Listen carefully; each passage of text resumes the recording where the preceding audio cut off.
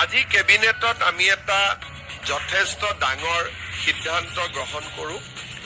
আপোনালোকে জানে যে ইমান দিনে NPS, OPS ৰাজ্য চৰকাৰৰ কৰ্মচাৰীসকলৰ বাবে এটা আলোচনাৰ বিষয়বস্তু আছিলে। ভাৰত চৰকাৰে এটা সিদ্ধান্ত গ্ৰহণ কৰিছিল যে 25 বছৰ কাম কৰি থকা যিসকল চৰকাৰী কৰ্মচাৰী তেওঁলোকে যেতিয়া ৰিটায়াৰমেণ্ট হয় তেওঁলোকক আমি পুৰণি পেঞ্চন আঁচনিৰ দৰেই আমি পেঞ্চন প্ৰদান কৰিম। আৰু যিসকলে 10 বছৰ কাম কৰি তেওঁলোকে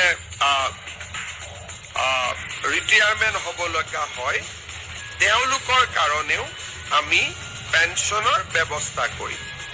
আৰু পেঞ্চনৰ লগতে তেওঁলোকে DA আদিও লাভ কৰিব। আৰু এই নতুন স্কিমটোৰ নাম দিছিলে ইউনিফাইড পেঞ্চন স্কিম। তাৰমানে OPS আৰু NPS দুইটাৰে সামঞ্জস্য ৰাখি ভাৰত চৰকাৰে চৰকাৰী কৰ্মচাৰীসকলক নিশ্চিতভাৱে পেঞ্চন প্ৰদান কৰিবলৈ ইউনিফাইড পেঞ্চন স্কিম আৰম্ভ কৰিছিল। দেশৰ 4খন ৰাজ্যই ইউনিফাইড পেঞ্চন স্কিম এতিয়ালৈকে গ্ৰহণ কৰিছে।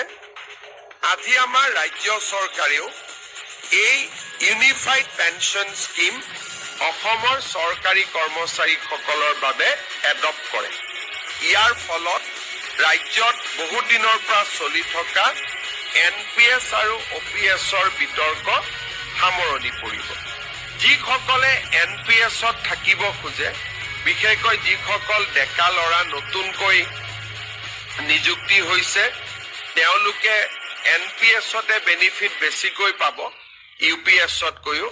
কিন্তু আমি দুইটা অপশ্যন তেওঁলোকৰ বাবে খুলি দিছো যে তেওঁলোকে নিজে বিচাৰিলে NPSতো থাকিব পাৰিব বা তেওঁলোকে UPSতো যাব পাৰিব।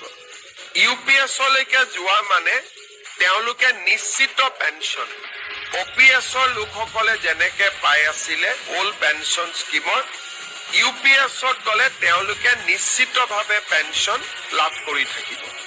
আজি এই আঁচনিখন ৰাজ্য চৰকাৰৰ কেবিনেটে গ্ৰহণ কৰে আৰু এবছৰৰ ভিতৰত কৰ্মচাৰীসকলে সিদ্ধান্ত ল'ব পাৰিব যে আমি NPSত থাকিম নে আমি UPSলৈকে যাম।